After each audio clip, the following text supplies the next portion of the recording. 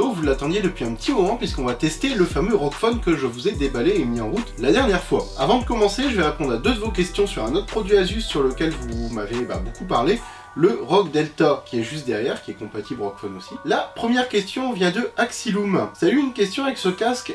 Est-ce qu'il peut gêner ceux qui portent des lunettes et qui jouent plusieurs heures? Entre parenthèses, j'en fais partie. Eh bien, pas du tout. Les coussinets sont tellement bien faits et tellement mous qu'ils vont absorber la forme de la branche des lunettes et tu ne seras absolument pas gêné même si tu joues plusieurs heures. La deuxième question de Noah Dujardin, vous avez été nombreux à me la poser. Le son est réglé sur PS4. Pour ceux qui n'ont pas vu la vidéo, allez la voir, vous saurez de quoi on parle. En gros, sur PS4, il y avait un petit souci de son au moment où j'ai testé.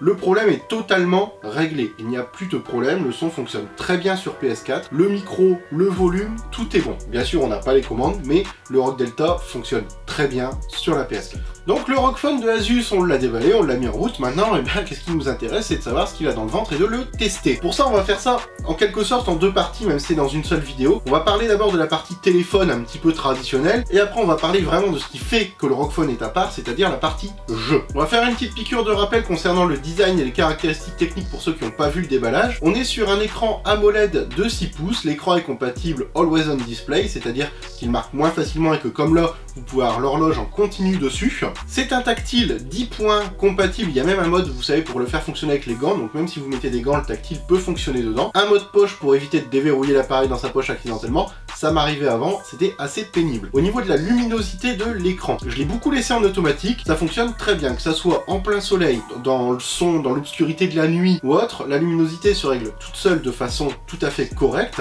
même en plein soleil, l'écran reste tout à fait visible et c'est très agréable à utiliser. Toujours sur la partie avant, on a deux haut-parleurs ici avec la petite grille orange cuivre, un peu rouge, enfin c'est une couleur à part. Ce sont deux haut-parleurs 5 aimants avec dans chaque haut-parleur un amplificateur intégré. Chaque haut-parleur en fait a un amplificateur indépendant. C'est un NXP 9874. Ça offre plus de puissance au son. Le son du téléphone à l'utilisation est extrêmement puissant. Que vous regardiez une vidéo, que vous soyez en train de jouer, clairement je mets rarement le volume à fond parce que faut dire c'est sa gueule.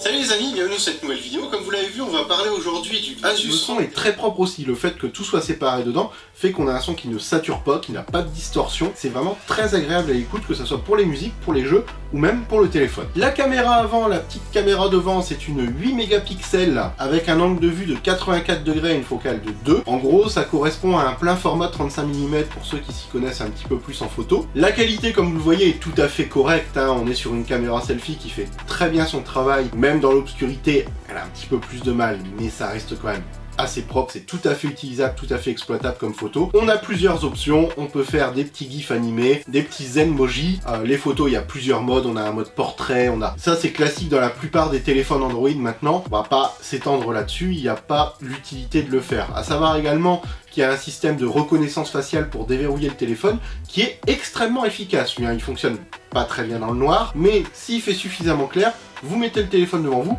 déverrouiller instantanément. Le dos du téléphone, ce qui fait sa particularité, là c'est vraiment on aime ou on n'aime pas, le design est particulier. Il est là pour rappeler un peu la gamme des PC portables de chez Asus. De toute façon, le téléphone sera plus comparé à un PC qu'à un autre téléphone, c'est l'idée. On va retrouver derrière donc toute une plaque en verre, le dos est en verre, avec une partie plastique ici et un peu cuivrée pour l'évacuation de chaleur. Ça j'en avais parlé pareil dans la dernière vidéo, mais on reviendra dessus un petit peu après. Il y a un double capteur photo. En caméra principale on a un Sony IMX363, c'est du dual pixel avec 12 mégapixels de résolution, un angle de vue de 78 degrés. La deuxième caméra est là pour faire une caméra grand angle avec 120 degrés de prise de vue, c'est aussi une caméra Sony. On a des modes Pixel Master pour combiner les deux caméras, monter à je ne sais plus combien de pixels, mais c'est assez énorme. On a surtout, au niveau de l'appareil photo, caractéristique principale, mais qui va être présente dans tout le téléphone, une assistance avec une IA, intelligence artificielle, qui va analyser ce que vous êtes en train de mettre devant l'objectif. Ça va reconnaître si c'est de la nourriture, si c'est un paysage, si c'est un portrait, si c'est machin, et optimiser la photo, la lumière, etc. pour que ça soit le mieux pris possible. Le résultat est vraiment très propre. j'avoue que les photos que fait ce téléphone, moi personnellement je les aime beaucoup, je les trouve tout à fait utilisables, tout à fait exploitables. On a une mise au point qui est très rapide, 0,03 millisecondes, donc instantanée quoi on va dire. On a plein de modes photo forcément, panoramique, un mode pro où on fait tous ses réglages soi-même, des modes Pixel Master, mode automatique, il y a énormément de choses. En vidéo, on peut filmer jusqu'à, je précise parce que forcément ça passe par la Full HD, mais on peut monter jusque la 4K Ultra HD en 60 images secondes. Pareil, c'est réglable, vous choisissez si vous voulez de la 4K, de la 1080p en 30, en 60. Vous personnalisez votre mode vidéo. Il y a aussi des modes ralenti. Il y a 2 modes de ralenti, ça va jusque 240 images secondes. Bref, il y a de quoi s'amuser hein, pour ceux qui aiment bien faire des petits effets dans leurs vidéos. Ça peut être sympa à utiliser. Sur la partie basse du téléphone, il n'y a pas grand chose, on retrouve une prise jack, ça fait plaisir parce que ça a tendance à disparaître en ce moment. Même moi qui avais pris l'habitude avec mon ancien téléphone de ne plus en avoir, en retrouver une, en fait c'est pas si mal que ça. Et on a surtout la prise USB-C qui est compatible avec la charge rapide. Honnêtement, j'ai pas encore utilisé la prise secteur fournie avec Asus, j'utilise les chargeurs Anker que j'ai utilisés. La charge rapide est béton. Je fais 60-70% du téléphone en environ une demi-heure, qui est quand même génial. C'est ultra pratique la charge rapide. Savoir aussi, toujours pour parler de la charge, que l'intelligence artificielle assiste la recharge du téléphone. Elle va analyser la façon dont vous utilisez votre téléphone, quand est-ce que vous le rechargez, combien de temps, etc. Et si nécessaire, elle va couper la charge pour éviter d'user des cycles de batterie et remettre la charge en fonction de l'heure où vous le débranchez habituellement. C'est extrêmement pratique, ça fonctionne très bien, vous avez des petits messages d'alerte qui vous dit que l'IA a pris en charge l'analyse de la batterie, on a des analyses de comportement, enfin l'IA est très présente dans le téléphone et elle fait très bien son travail. La prise jack, on va en parler puisque toutes les sorties audio, que ce soit l'USB-C compatible avec le Rock Delta entre autres, ou la prise mini jack, tout est compatible à high définition audio. 24 bits, 192 kHz, bref vous pouvez utiliser des fichiers, c'est pas facile à trouver honnêtement, je galère encore un petit peu à en trouver, mais high-res audio, le téléphone pourra les lire. L'autre avantage, c'est que si par exemple on l'utilise avec un casque de chez Asus, j'en reviens au Rock Delta encore une fois parce que de toute façon ça a été élu meilleur casque de l'année, il y a une raison à ça, vous le branchez en type C, vous avez une spatialisation du son aussi bonne que sur PC, clairement. Et ça, c'est super rare pour un téléphone. Vous savez si ça vient de la droite, de la gauche, de devant, de derrière, d'en haut, d'en bas, vous pouvez analyser votre son exactement comme sur un PC, et ça, c'est juste trop bien. Précisez également qu'il est compatible Bluetooth 5.0, donc l'high-res audio est compatible aussi avec les formats de casque en Bluetooth. On va arriver à la partie gamer, puisque le téléphone a 2 modes de fonctionnement. Le mode de fonctionnement classique sous Android 8.0 Oreo avec une interface ROG UI. Interface ROG UI qui a une interaction justement pour passer en mode gamer, ce qu'ils appellent le mode X, avec même 2 façons de passer en mode X. Pour rappel, vous avez de chaque côté, d'un côté 2 air triggers, de l'autre un seul, qui vont vous servir justement à passer en mode X. Si vous pressez votre téléphone, c'est un réglage qui se fait au démarrage ou après dans les paramètres, vous pouvez passer en mode X. Un petit X apparaît en haut, les applis s'entourent d'un rond rouge. Si vous avez laissé un fond d'écran compatible, le fond d'écran se modifie lui aussi. C'est très sympa et surtout qu'est-ce que veut dire le mode X? Tout simplement que vous avez débridé votre téléphone et overclocké le processeur. Vous passez dans un mode destiné au jeu. Processeur, je rappelle, au niveau graphique, il y a un Adreno 630 et pour le processeur, c'est un Snapdragon 845 gravé en 10 nanomètres avec une fréquence maximum de 2,96 GHz. On est sur un mini PC portable, dans l'idée. Ça reste un téléphone, mais on est dans l'idée d'un micro PC portable. Comme je l'ai dit, on peut presser pour activer ce fameux mode qui va booster le processeur, ou alors, sur l'interface du téléphone, tout simplement aller dans le Game Center, passer sur le mode X ou se mettre un petit raccourci pour l'activer. Bref, plein de façons de passer dans ce fameux mode de jeu, dont certaines façons qui sont automatiques. Le mode jeu, vous pouvez l'utiliser de 2 façons, téléphone seul, ou avec l'AeroCool, l'AeroActive, le petit accessoire qui va venir se clipser dans le port ici présent sur le côté et s'emboîter sur le dessus. Concrètement, l'accessoire qui est donné avec le téléphone, c'est un peu, je trouve, l'arme ultime en version nomade. Déjà, il va vous déporter les prises. Vous allez récupérer le jack et l'USB-C en dessous. Ça veut dire que quand vous l'utilisez, vous pouvez parfaitement charger votre téléphone sans être gêné par le câble et brancher un casque en mini jack, ou si vous utilisez un casque en USB-C, le brancher directement sans être emmerdé avec le câble. Ça, c'est juste génial. Deuxième fonction, petit système de ventilation intégré, un vrai ventilateur dont vous pouvez même régler la vitesse soit en automatique, soit en manuel dans justement le gestionnaire Gaming Mode X. C'est d'ailleurs dans le gestionnaire aussi qu'on va régler le RGB qui est récupéré aussi sur l'accessoire. Vous l'aurez compris, l'accessoire c'est vraiment la petite arme ultra complète. Comme je disais, le mode X, vous pouvez aussi l'activer automatiquement, on en vient toujours au jeu, puisque dans les réglages de ce fameux mode, vous avez la liste de tous les jeux installés sur le téléphone. Dans chaque jeu, vous pouvez régler si ou non on active le mode X, s'il faut vider la mémoire avant, s'il faut activer ou non l'anti-crénelage, vous pouvez régler la fréquence du processeur pour chaque jeu, vous pouvez tout régler directement à partir de là. On va prendre l'exemple de PUBG, Asphalt, on va aussi prendre l'exemple du jeu Legends. Ce sont des jeux, surtout Legends, qui est optimisé pour le ROG Phone, puisque je rappelle qu'il y a un écran 90 Hz, tous les jeux n'en profitent pas, mais celui-là, si. Au niveau de ces jeux, dans tous les cas, j'ai réglé le processeur à fond, l'anti-crénelage et le mode X. Quand je lance ces jeux-là, je vais vous faire un petit comparatif avec et sans ventilation, et aussi vous indiquer les FPS. Une fois les jeux lancés, on arrive encore plus dans un mode jeu, puisque sur le côté, on va pouvoir faire apparaître un petit tableau dans lequel on va avoir plusieurs options. Vous allez pouvoir activer le mode ne pas déranger, c'est-à-dire couper toutes les notifications pour pas être dérangé en jeu. Vous allez pouvoir bloquer la luminosité, faire en sorte que si jamais la luminosité de l'endroit où vous êtes change, la luminosité de l'écran, elle ne change pas. Et vous allez pouvoir régler aussi les air triggers. Les air triggers, c'est super simple à régler. Pour PUBG, par exemple, conseil que je vous donne, vous allez dans les options, vous réglez les contrôles, vous personnalisez la position, et en fait, les deux petites touches, vous pouvez, c'est une pastille à positionner, que vous positionnez où vous voulez sur l'écran. Enfin, deux petites pastilles, forcément, une par trigger. Et là, par exemple, j'en ai mis une pour viser, une pour tirer. Je les ai placées où je voulais, ça m'a dégagé mon écran, ma zone de jeu. C'est super facile à faire. En jeu, c'est comme si vous touchiez l'écran tactile. C'est aussi réactif. Il n'y a pas de temps de délai, il n'y a rien du tout, pas de décalage. On a l'impression presque d'avoir une petite console de jeu portable dans les mains. On est vraiment dans l'esprit d'une manette ou d'une console de jeu portable et c'est très agréable à utiliser. Alors, sur PUBG, au niveau des FPS, parce que vous pouvez aussi activer un petit onglet qui va vous indiquer FPS, processeur utilisé, température, etc. On était entre 38 et 57 FPS, ce qui est tout à fait correct pour un jeu comme ça, sachant que tout le jeu était à fond. Il y a juste l'Ultra HDR qui n'est pas encore implémenté, mais qui devrait arriver plus tard et qui sera compatible avec le téléphone, forcément. Au niveau des températures en jeu, on va commencer en parlant des températures en jeu, mais sans le refroidissement, c'est-à-dire si vous prenez le téléphone sans ses accessoires, on va être entre 31 et 39 degrés. Pas extrêmement chaud, on sent un petit effet de chaleur dans les mains, c'est pas désagréable, mais je trouve ça tout à fait correct, preuve que la chambre à vapeur dans le téléphone et le petit système d'évacuation à l'arrière, ça fait tout à fait le travail. Par contre,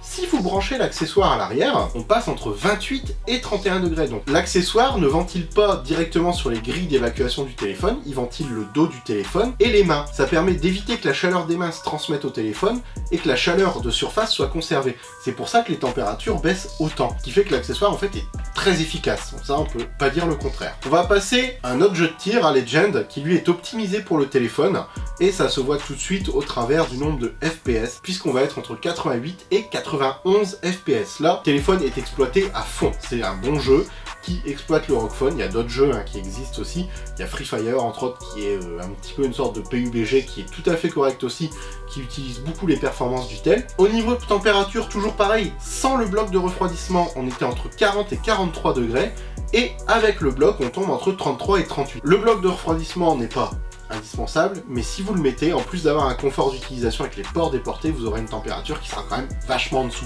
Il est ultra efficace, très silencieux, on l'entend vraiment très peu, et il tient dans une poche, donc au final à transporter c'est pas désagréable, pénible ou casse-pied. Au niveau de la batterie, quand vous jouez, bah pareil, pas de problème, la batterie de 4000 mAh fait tout à fait le taf. Vous avez d'ailleurs sur les petits raccourcis en haut une option qui affiche la durée restante de batterie. Très honnêtement, comment je passe une journée avec le ROG Phone? Je me lève le matin, vers 8h30, il est débranché. Dans la matinée, quelques appels, consultation des réseaux sociaux, je vais voir vos commentaires sur YouTube, tout en luminosité automatique, je précise. Entre midi et 2h, généralement, j'enchaîne les parties de PUBG, quelques parties de Legend aussi, donc on va dire que globalement, je joue entre 1h15 et 1h30 le midi, avec la luminosité à fond et du son. Généralement, je branche aussi le petit accessoire, donc le ventilo tourne aussi. L'après-midi, pareil, utilisation pour des photos, les réseaux sociaux, répondre à des messages. Pendant mon temps de pause, je me fais généralement une petite partie de Command & Conquer, enfin l'adaptation sur téléphone. Je rentre chez moi le soir, généralement il me reste entre 30-40% de batterie. J'ai encore l'occasion de faire plusieurs parties de jeu au soir avant d'avoir vraiment besoin de le mettre à recharger. La batterie tient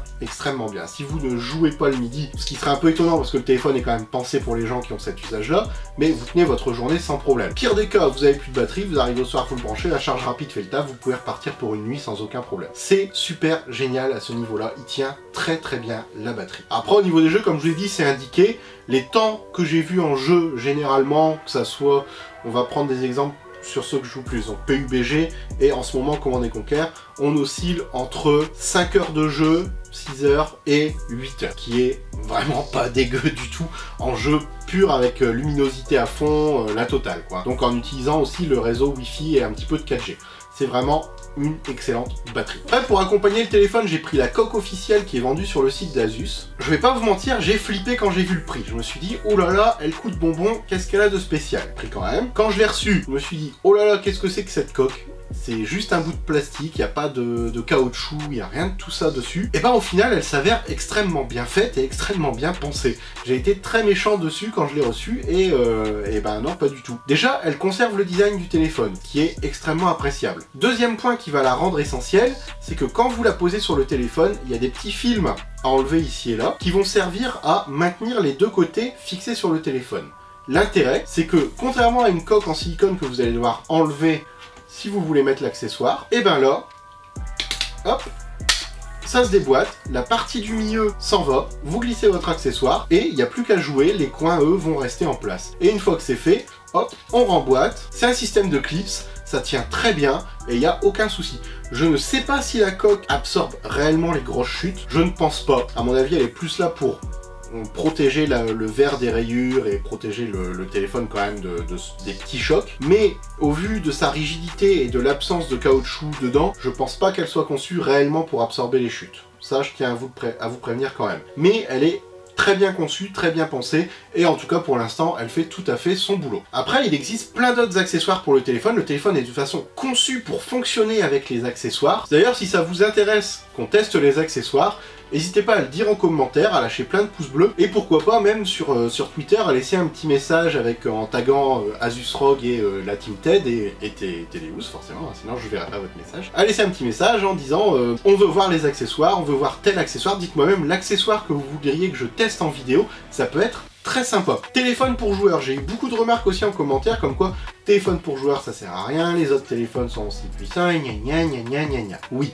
vous râlez comme ça. Pourquoi les téléphones pour gamers sont intéressants et pourquoi ça se développe? Parce que le jeu sur téléphone, ça se développe. Si vous regardez PUBG par exemple, PUBG Mobile, il y a encore eu, il n'y a pas très longtemps, des compétitions, il va y avoir même une coupe du monde très prochainement, il y a du Clash of Clans, ça existe, enfin, tous les jeux mobiles se développent et il y a même des équipes pro qui commencent à le faire. Je l'avais dit dans l'autre vidéo, je fais une petite piqûre de rappel, les téléphones, en particulier celui-là, sont pensés comme des PC. Il y a des PC pour la bureautique, des PC pour le jeu. Bah, il y a les téléphones classiques et il y a les téléphones pour gamers. Celui-là est vraiment destiné à recevoir son univers d'accessoires et il est très bien. Il coûte 900 €, je le rappelle aussi. Certains vont dire que le prix fait peur, mais quand on voit le prix d'autres gros téléphones et que les gens n'hésitent pas à claquer ou craquer plutôt pour ces modèles-là, bah 900 € au final par rapport à ses caractéristiques, c'est un prix qui est quand même tout à fait correct. On est sur un haut de gamme de chez Asus. Ok, il n'est pas étanche, il n'est pas prévu pour ça, il est prévu pour un usage, on va dire classique, il n'est pas prévu pour aller faire des photos sous l'eau ou autre, c'est pas le but de ce téléphone, son but c'est de jouer, il est résistant à la transpiration,